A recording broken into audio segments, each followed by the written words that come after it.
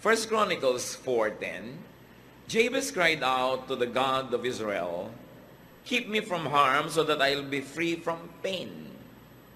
And God granted his request.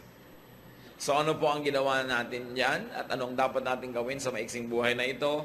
Minimize pain. Dapat paliitin natin, pakontiin, padaliin yung mga panahon na merong nararamdaman tayong masakit. More than physical pain, ang pinag-uusapan natin dito mga kapatid is emotional pain. Sasandali ang buhay. Halimbawa mo, 8 hours a day nakakatulog ka, di 1/3 of your life tulog ka. Kasi 1/3 of a day is 8 hours.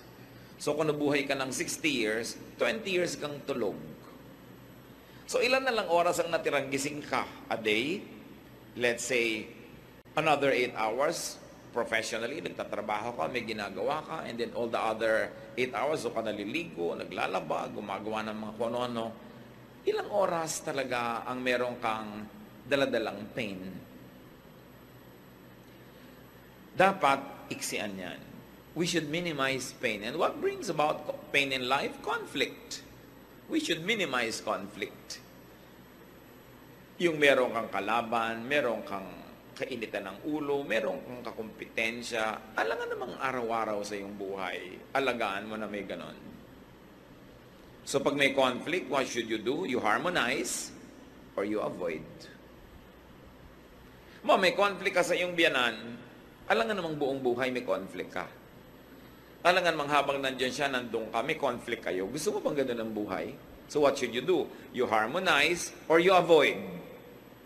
Hindi mo talaga ma-avoid, edi kailangan bumukod ka ng tirahan, lumayo ka ng konti. Pero mas maganda, harmonize. Pag-aralan mo yung mga hilig niya, yung gusto niya, sakyan mo na lang, hindi mo na kamamatay. Ganon din naman yung biyanan sa manugang, yung kapatid sa kapatid. Kasi ang hirap ng buhay natin pag may conflict. Meron naman mga tao, wala nang conflict, lumilikha pa ng conflict. Nangiintriga, gumagawa ng gulo, naghaharap ng kalaban, then pain comes into your life.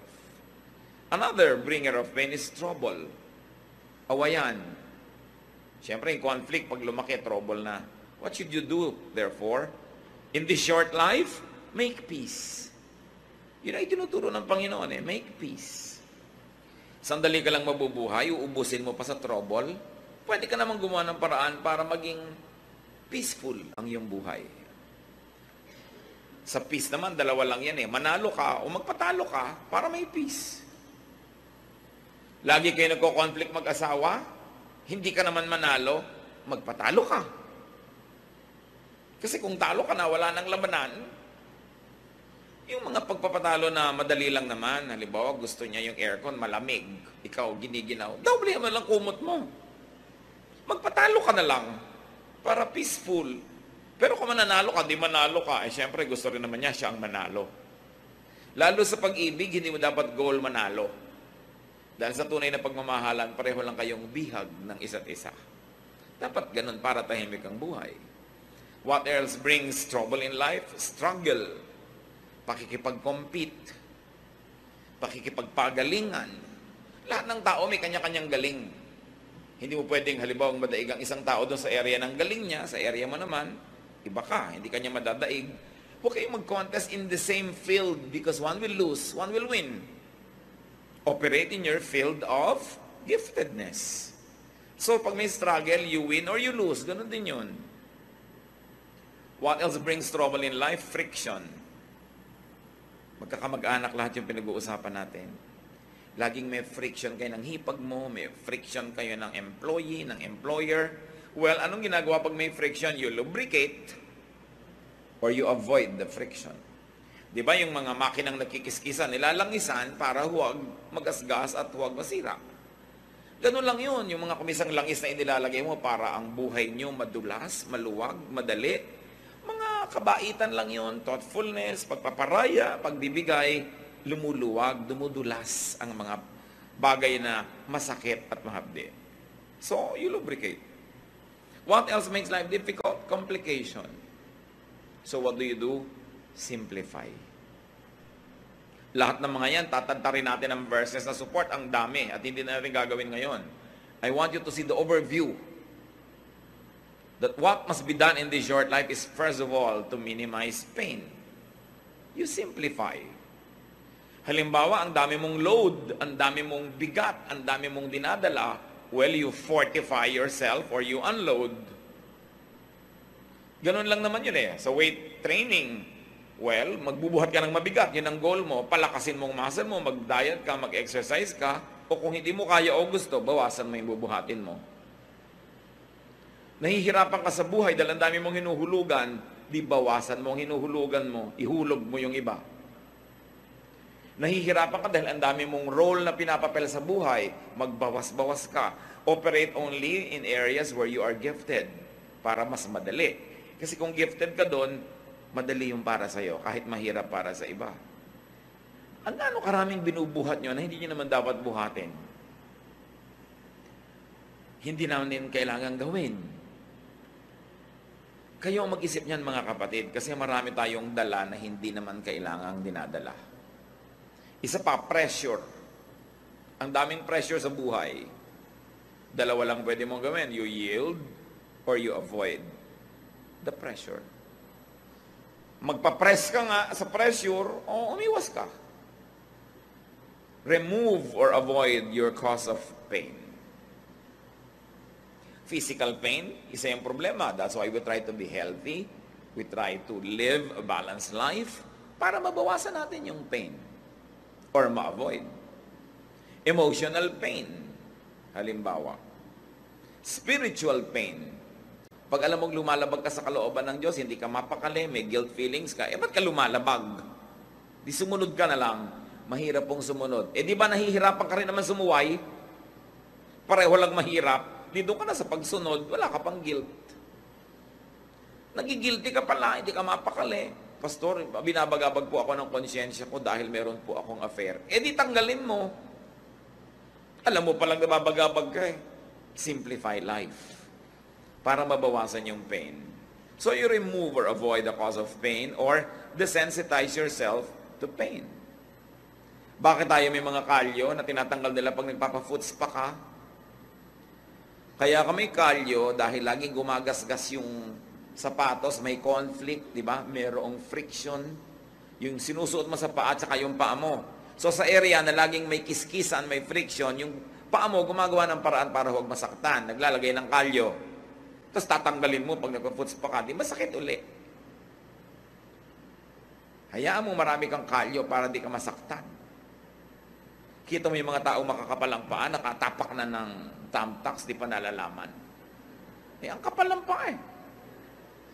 Kaya kailangan sa buhay mga kapatid, kung minsan kinakapal-kapalan mo.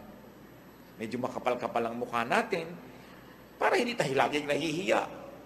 Kinakapal-kapalan mo ang sikmura mo para marami kang pwedeng kainin na hindi nasisira yan. Physically, emotionally, and spiritually. Huwag kang masyadong maramdamin. No? Palanghingi ka naman, hindi mo noon maiwasang hindi humingi dahil wala ka naman talaga at hingi ka ng hingi. Kapalan mo na ng konti. Hindi yung pag napagalitan ka, nagdarabdam ka pa, pero tinatanggap mo rin naman. Learn to adjust. To minimize your pain and your sorrow. Kaya tayo pag inooperahan, nilalagyan ng pampamanhid para hindi tayo masaktan. Hindi laging mabuting maging manhid. Pero pag walang gawa ka na dahil talaga namang may pain, nakakatulong maging manhid din.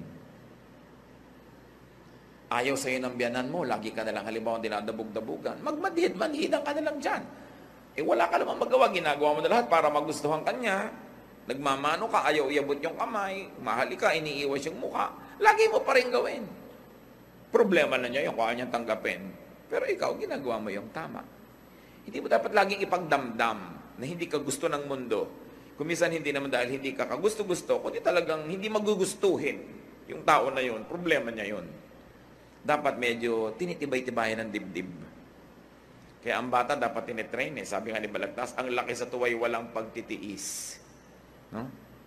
Daging maramdamin. So, what do you do with pain? Minimize pain.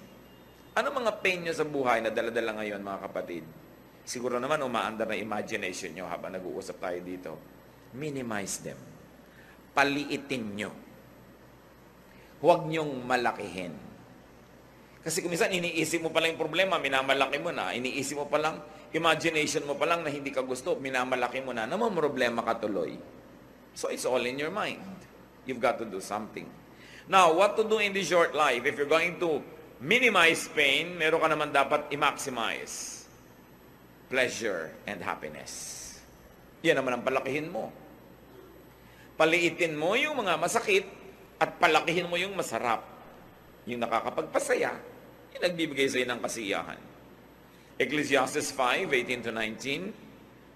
This is what I have observed to be good. It is appropriate for a person to eat, to drink, and to find satisfaction in their toilsome labor under the sun during the few days of life God has given them. For this is their lot. Moreover, when God gives someone wealth and possessions and the ability to enjoy them, to accept their lot and be happy in their toil. This is a gift of God. So may makakain ka, kainin mo ng buong saya. Meron kang masarap na inumin, inumin mo. Meron kang ginagawa, enjoyin mo ang bunga nun. Hindi trabaho ka lang ng trabaho, tapos tipid ng tipid ng tipid ng tipid.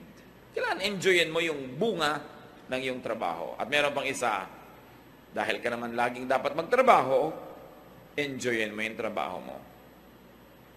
Paano naman po ako mag-enjoy? Ako'y taga-abot ng ticket sa toll gate, humaba na nga po yung kanang kamay ko. O yung kaliwa. O di enjoyin mo. Yun ay ipang-abot mo ng mga prutas. Dahil humaba ang kaliwa mo, kaabot mo ng ticket. Sabi ko, mag-resign ka, huwag ka magtrabaho dyan. Hindi po pwede. Yung pala, hindi naman pwede. Di enjoyin mo. Marami kasing bagay, mga kapatid. Kung ayaw nyo, tanggalin nyo sa buhay nyo. Hindi nyo kayang tanggalin. Tapos reklamo kayo ng reklamo, pero nandun din, ang dapat nyong gawin, tanggapin nyo siya. Turuan nyo ang sarili nyong enjoyin yun. Get what you like. But because you cannot always get what you like, what do? You learn to like what you get. Lalo sa pag-aasawa. Di ba? You get what you like, or you like what you get. Pero hindi pwedeng ayan-ayan, laging nandyan, tapos tinatanggihan pa rin ang kalooban mo, pero nandun din. Malilito ka lang, magdadalawang loob, maguguluhan. Enjoy what is there. Huwag laging nagigilty pag nag-e-enjoy sa buhay, lalo't pinaghirapan nyo. Yung mga iba, maghirap ang bansa natin, bakit bumibili ka pa ng ganyan? Naghirap naman ako, bakit ba? Hindi ko na pepremyuhan. At sa lagay, kung naghihirap yung bansa, lagi na lang din ako maghihirap. Laging ganun yung mga policy natin Mahirap ang bansa. Pwede naman ako mag-enjoy, ba't ko idadama yung sarili ko sa hirap? Hanggang gumagawa ako ng mabuti, tumutulong ako sa kanila, ginagawa ko tungkulin ko, masama ba mag-enjoy? Dapat, nag-enjoy ka. Yung pa mga iba, ang dami-dami mga kapatid, ang hihirap nila, tapos ikaw at ang mga anak mo, ang sarap ng buhay nyo. Anong gusto mong gawin ko? Itapong ko to, ibigay ko lahat sa kanila.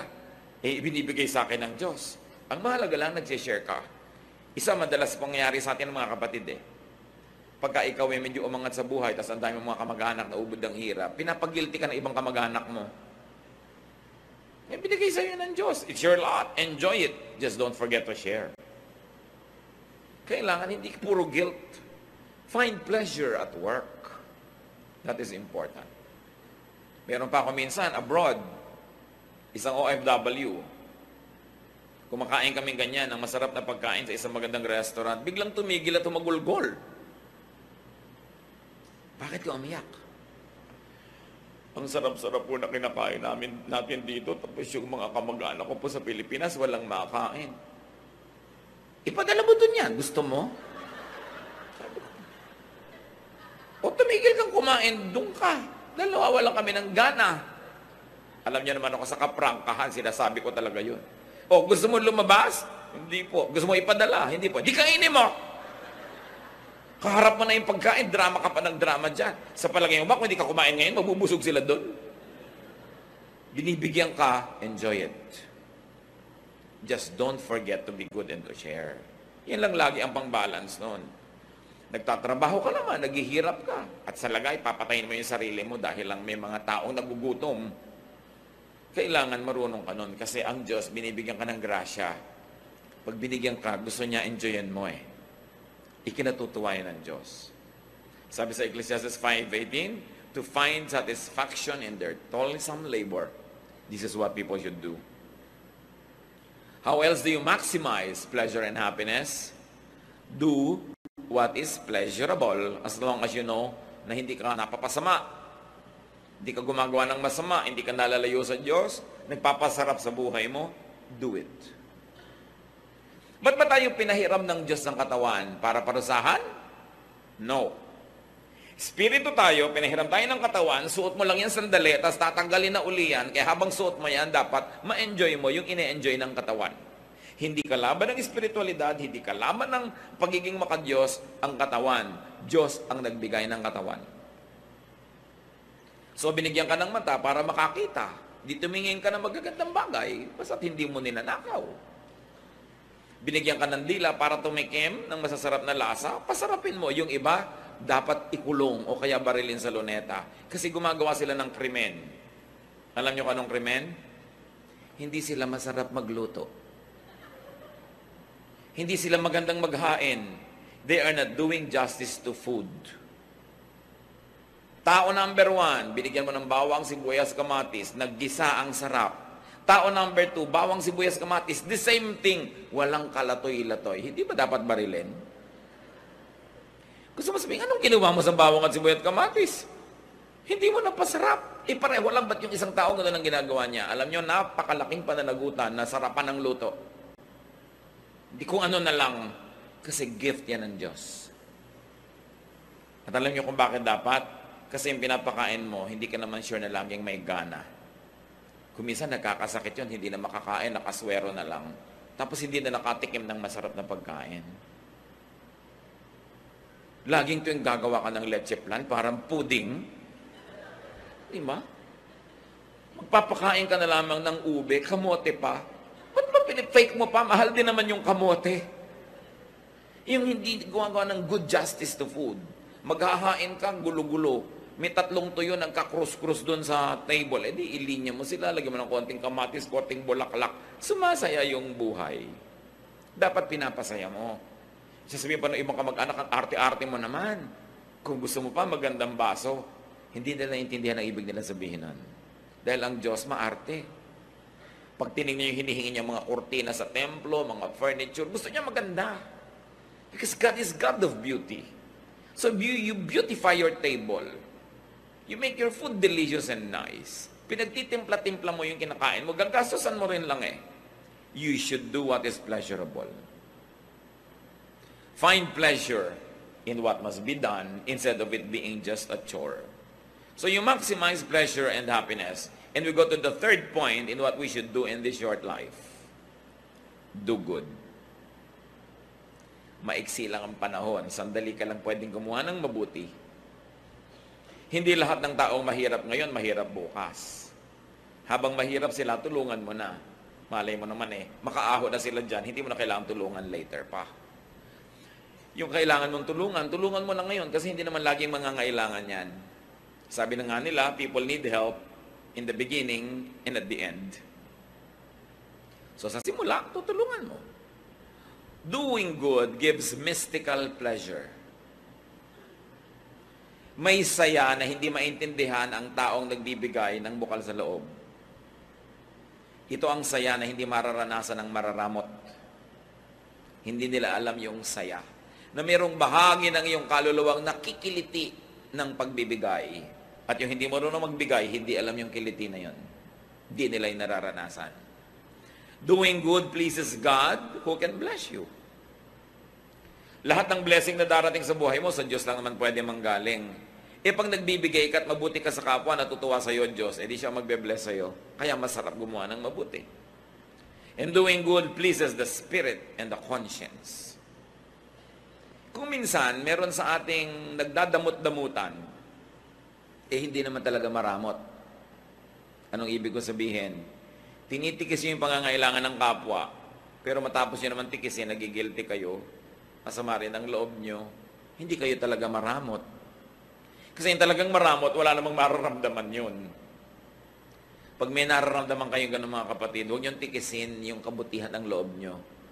Sundin niyo. Gumawa kayo ng mabuti. Kayo rin ang sasaya. Matutuwa pa ang Diyos, nakatulong pa kayo sa kapwa. And doing good gives you a savings feeling. Pag may ginawa ka ng mabuti, ang pakiramdam mo, para ka nagdeposito sa bangko. Pero pag kaya mong gawin, di mo ginawa, ang feeling mo parang may darating na parusa sa'yo. Bakit ka mabubuhay na may ganung feeling na negative? Pwede ka namang mabuhay ng positive yung feeling na meron kang dineposit. At ang totoo nun, may dineposit ka talaga. Meron pang isang maganda. Dahil alam nating lahat tayo ay haharap sa Diyos, doing good makes facing God an anticipated pleasure. Pagtadtad ng kabutihan ng buhay mo, hindi ka natatakot humarap sa Diyos. Excited ka pa nga dahil may awarding ceremony. Dahil alam nating marunong maggantimpala ang Diyos. Ngayon, pag hindi ka gumagawa ng dapat mong gawing mabuti, halos natatakot kang humarap sa Diyos. Kaya lalong nagiging doble ang takot sa kamatayan. Dahil may paghuhukom. Matthew 16:27, the Son of Man will soon come in the glory of His Father and with His angels to reward all people for what they have done. Ang gantimpala ng Diyos ay para sa ating ginawa. So dapat gumagawa ka ng mabuti. Naglilingkod ka sa kapwa. Naglilingkod ka sa kaharian ng Diyos. Dahil alam mong walang sayang. May gantimpala. Sasandali ang oras natin para mag-ipon ng mga kayamanan sa langit. Huwag tayong magsasayang ng panahon. Dapat araw-araw, linggo-linggo, buwan-buwan, taon-taon, merong nadagdag tayong kayamanan doon sa langit. Revelation 20:12, I also saw all the dead people standing in front of that throne. Every one of them was there, no matter who they had once been. Several books were opened, and then the book of life was opened. The dead were judged by what those books said they had done. So ang magiging halaga mo doon sa walang hanggan ay yung nagawa mo dito sa lupa na may hangganan. May limitasyon, may bilang, konti lang ang panahon. Hindi dapat nasasayang. Kasi ang magiging halaga mo doon sa eternal life, sa eternity, yung performance mo dito. Siyempre, yung kulang sa performance natin, pinupuno ng Panginoon, lalo yung para ka maligtas, hugasan ang mga kasalanan mo, kahit ano naman gawin natin, hindi natin lubos magagawa yun. Kaya meron tayong tagapagligtas, si Jesus.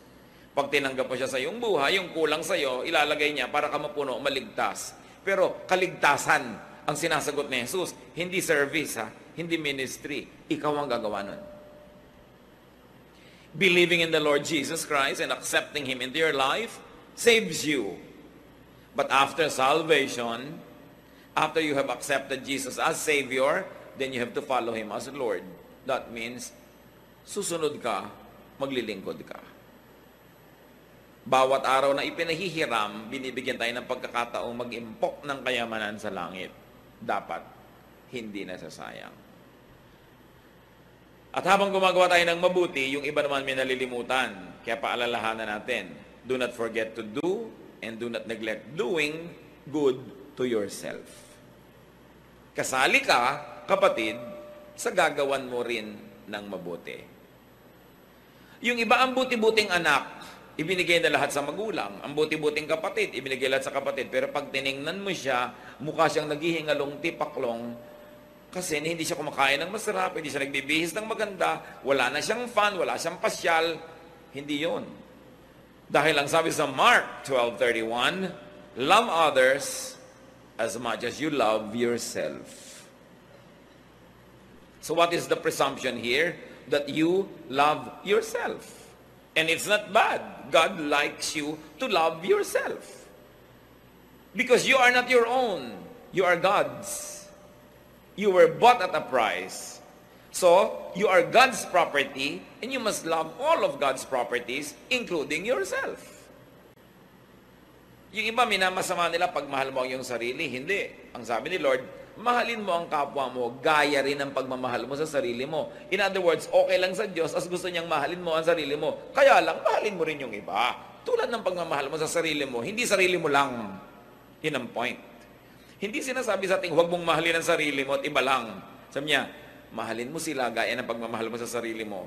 Dahil nakakatiyak ang Panginoon na kung susundin natin yon, mabuti tayo magmamahal ng kapwa. Dahil mabuti naman tayo magmahal ng sarili.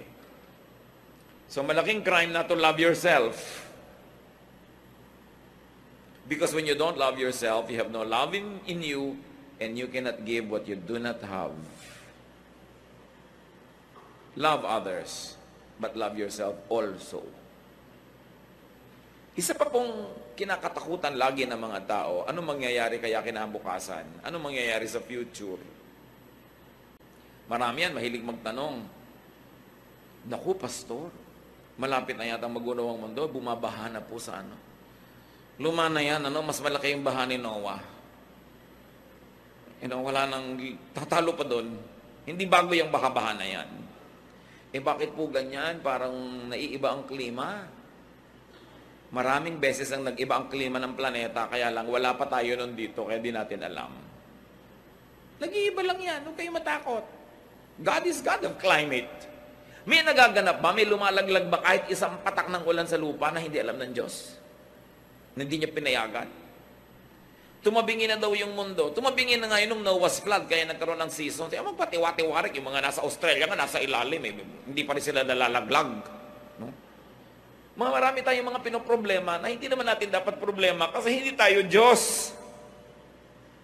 Naku, paano po kaya ang global warming? Diyos ka ba? Hindi po. Huwag mong pakialaman.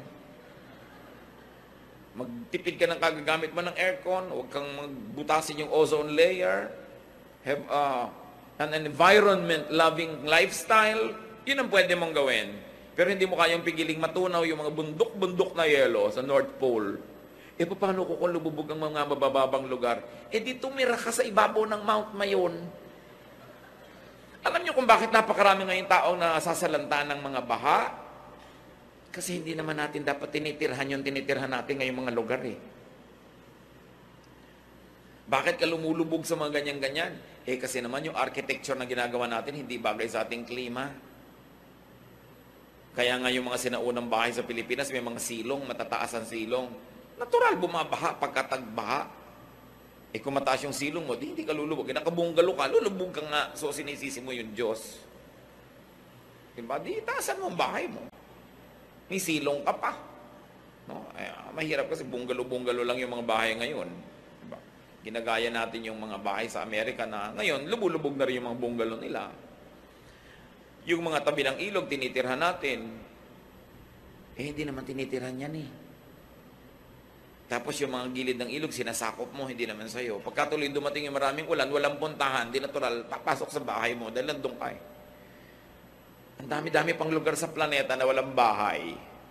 Hindi rin binabaha. Mali lang ang lugar ng mga tao. Kaya dapat yan, iniisip natin, huwag kayong natatakot sa mga ganyan. Because God is God. No? At kung gusto ba niyang ilubog ang lahat, tulad nun, di ba binuhay niya si Noah? Dapat ang isipin nyo, sana pag pinalubog ng Diyos ang lahat, maisipan naman niya akong buhayin. So, i-please mo ang Diyos. Dahil siyang may hawak Huwag mong hawakan yung hindi mo kayang hawakan. Huwag mong problemahin yung hindi mo kayang lutasin. At pag walang kalutasan, hindi problema yan. Dahil ang problema, may kakambal na solusyon. Pag walang solusyon, therefore, hindi problema. Hindi dapat pinoproblema kasi walang solusyon. Tanggapin mo lang, mag-adjust ka.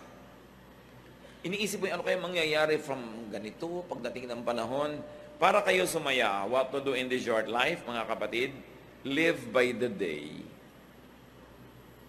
Hindi mo alam ang mangyayari sa isang taon, pero alam mo ba nangyayari ngayon? Opo, edi ngayon ka mabuhay. Kasi itong alam mo, bakit fast forward mo yung wala pa?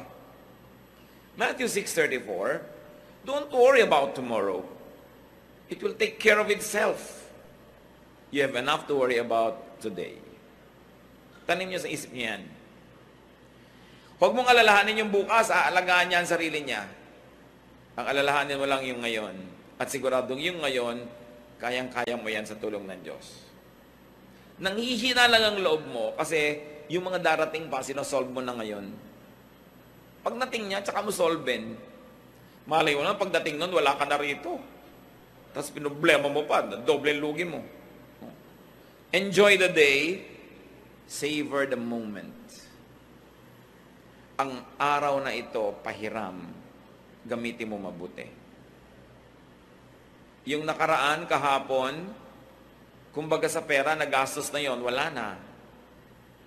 Yung bukas, promissory note lang yun. Hindi mo nga alam kung matutupad o darating. Ngayon lang yung cash. Spend it.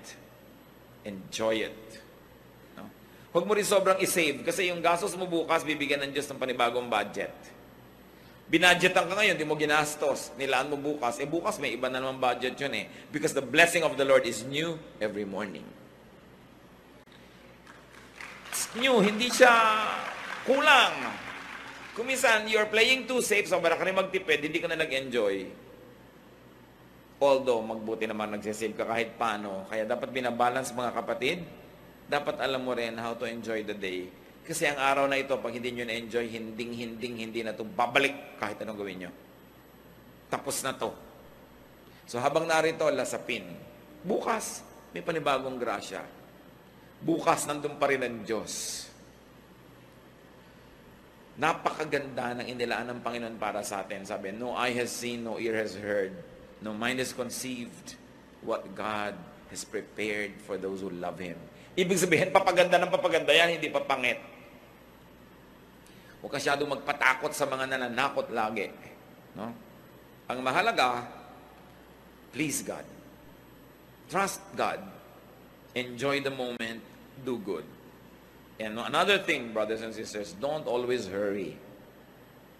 Huwag kayong lagi nagmamadali. Pag lagi ka kasi nagmamadali, nakakalimutan mo nang lasapin yung ganda ng ngayon eh.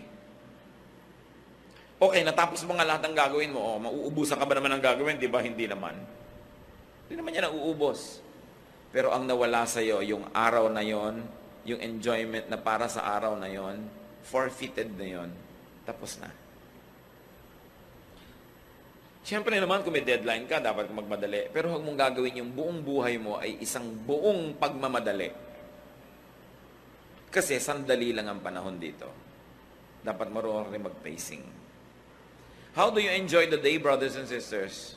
Don't live on rewind or fast forward.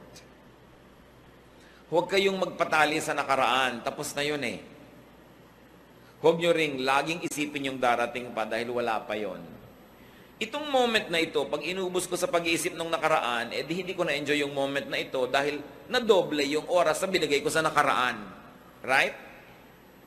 Ngayon, pag inisip ko yung darating pa, nadoble yung oras pa darating pa. Yung pag dumating na siya at yung ngayon ay binibigay ko na sa kanya. Sinong nanakawan?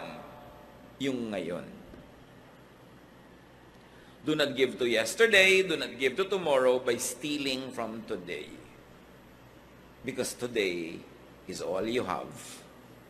Kailangan yon malasap. Most worry and pain comes from regret about the past and fear about the future. Both things will never help you. Matthew 6:27, can any one of you, by worrying, add a single hour to your life? The obvious answer is no. Ang Panginoong Hesus ang nagsasabi nito, sa palagay nyo ba naman, kahit anong gawin yung pag-aalala, kaya nyong duktungan isang oras ang buhay nyo? No, you cannot. Hindi nyo pwedeng dugtungan, pero pwede nyo paiksiin. Pwede nyo bawasan, mahaba man. Kung sa hinaba-haba-haba nun, wala ka namang nalasap na gustong malasap ng Diyos. Gusto ng Diyos na malasap mo. Philippians 3:13, sabi ni Paul, kaya ako, I forget what is behind and I struggle for what is ahead. Yung tapos na, tinatapos ko na yan. Nililimot ko na yan. So, what do you do? How do you minimize pain and how do you maximize pleasure in life? Forgive. Paulit-ulit tayo, kasi ito ang pinakapaulit-ulit na tema ng Biblia. Forgive. Minsan ka nang nasaktan ng tao na yon, tuwing inaalala mo yon, nasasaktan ka uli. So minsan lang yung sinaksak yung puso mo, pero tuwing ginugunita mo yon ng may sakit, hinanakit, galit, ikaw na sumasaksak sa puso mo nun, pinapaulit-ulit mo na. Magtataka ngayon ng Diyos, ba't ang daming peklat ng puso mo? Sinaksak po ako ni gano'n nung April 2, 1979. Ba't ang daming sugat? Pagkatapos po nun, sinaksak ko ulit sa sarili ko, paulit-ulit, dahil inaalala ko siya. Ano sasabihin sa'yo ng Diyos? Ba't mo ginawa? Kasalanan mo yan. Minsan ka na palang nasaksak, dapat limutin mo na para hindi ka na masaksak ulit. Pero pag lagi mong inaalala, ikaw na ang nagpapahirap sa buhay mo nun. Kaya ang itinuturo ng Panginoon, forgive. Why forgive? Kasi hindi mo na pwedeng ibalik yung panahon. Nangyari na eh. Magpatiwati-wari ka man dyan, hindi na maibabalik. So magpatawad ka para yung natitira pang oras sa buhay mo, huwag madamay dun sa nasira na noong nakaraan. Lumalaki yung sira abang di ka nagpapatawad. And while it is difficult to forgive, also try to forget. Gaano karami mga nariyan, may mga hinanakit kayo sa magulang nyo, hanggang ngayon nandiyan sa puso nyo. Dahil napakaraming nabasag na palayok sa mukha nyo yung nanay nyo. Diba? Dahil may initin ng ulo, sa inyo galit na galit. Pero yung iba nyong kapatid, hinihimas-himas pa niya yung mukha. May ganun eh, diba? Okay, unkind sa yung magulang mo nun. Nung pa yun, tapos na. Habang inaalala mo ngayon, ikaw na yung unkind sa sarili mo. Dapat mong malaman, ikaw na gumagawa niyan dahil hindi na nila uulit. Nasa ba yung magulang mo noon na hinahataw ka ng palayo? Patay na po. Ba't ang dami pa rin pasa? Hinahataw-hataw ko pa sarili ko eh. Naala-alala ko. Di, sino may kasalanan? Ikaw. Tandaan niyo mga kapatid ano man yung atraso sa inyo ng mundo, ng taong ito, hindi na yun matatanggal kasi tapos na. Ang pwede nyo nalang gawin, huwag nyo nang i-replay.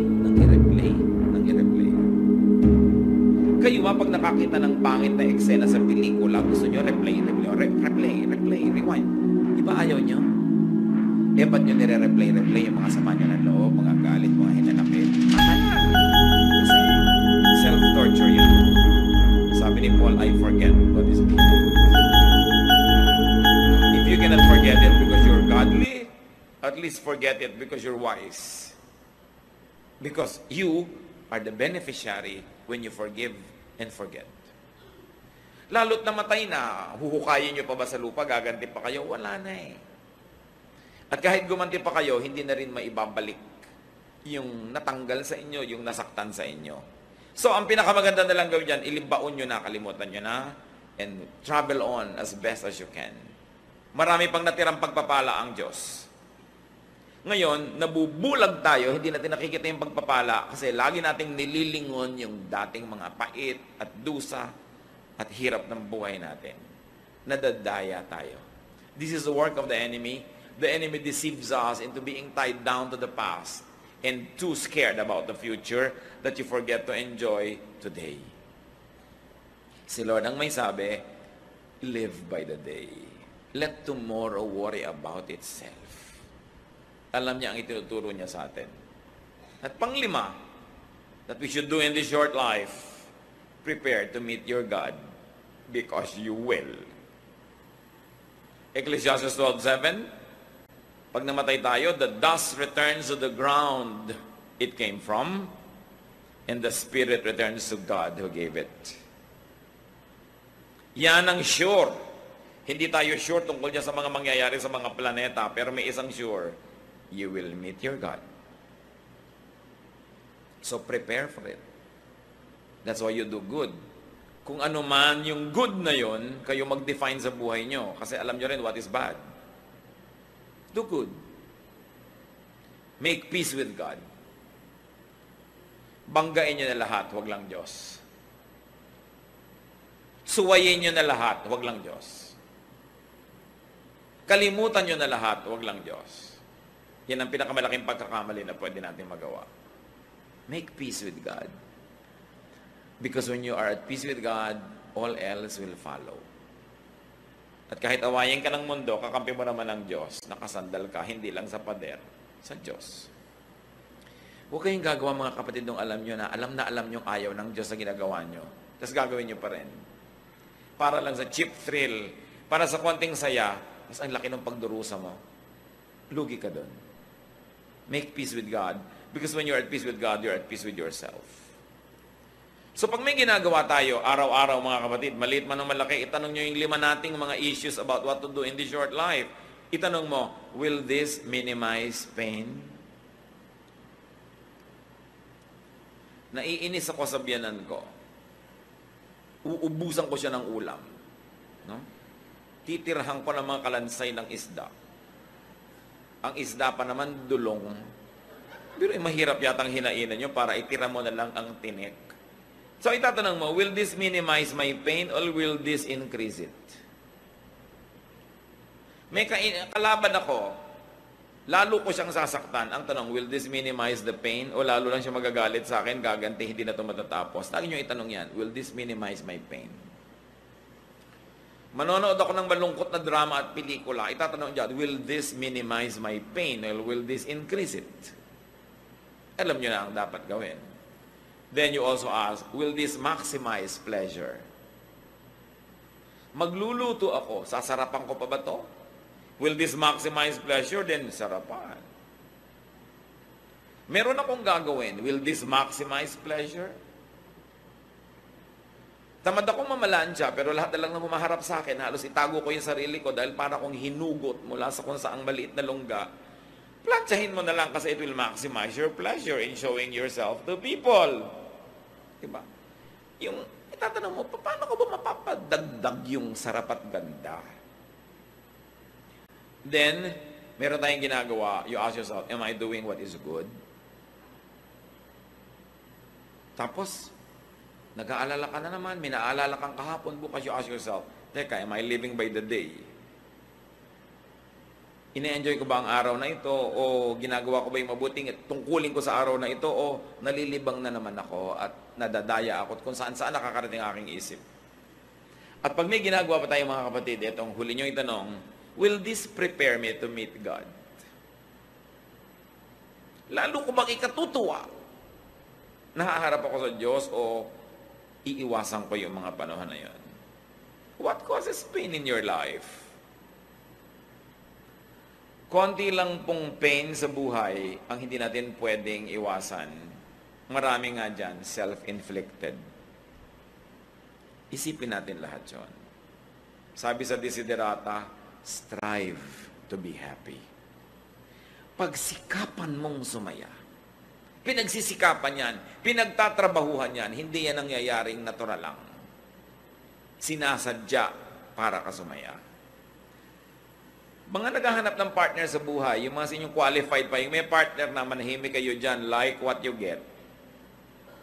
Naghahanap kayo ng partner in life, nagtatanong-tanongan kayo, ano bang hahanapin kong mga qualities? Diba? Isang quality ang sasuggest ko sa inyo, piliin nyo yung nagpapasaya sa inyo. Kahit walang masyadong pera, masaya naman kayo. Nabubulag yung iba sa pera, pero kung hindi ka naman masaya, ayaw mo na ugali niya. Para siyang bato pagkatabi mo. Diba? Masaya ka ba nun? Pipili kayo na makakasama sa lakaran, sino ba yung masayang kasama? Magsasama ka nung killjoy, magsasama ka nung pintasera. Wala, masisira lang araw mo. Eto ngayon, isa rin tong factor sa pagpili. Mapapasaya ko ba siya? Baka iba hinahanap eh. Hindi ikaw yun. Hindi mo siya mapapasaya. Kahit napapasaya ka niya, pag hindi mo siya napasaya, mauubos din yung pagpapasaya niya sa'yo. Siyempre, alam ka namang hindi maubos. Kasi palitan yan eh. So sa pagpili, bigyan nyo ng malaking halaga yung masaya ba kayo sa taong ito.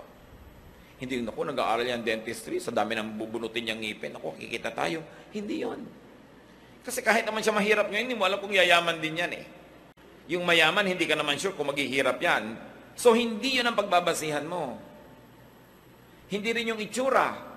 Malay nyo, huwag naman mangyari, nabusan ng kumukulong mantika. Naging mukhang parang chicharong bulaklak yung dating mukhang orchid niyang kutis.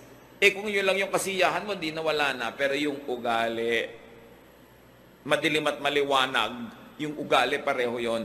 Kaya na po, sasaya ba ako sa ugali niya? At kung ngayon pa lang, meron kayong boyfriend, girlfriend, hindi naman kayo masaya sa ugali, at mukha namang walang senyales na magbabago ito, mag-isip-isip kayo. Alangan namang ubusin nyo ang isang buhay na ang kasama nyo, hindi kayo masaya. Iniisip yon.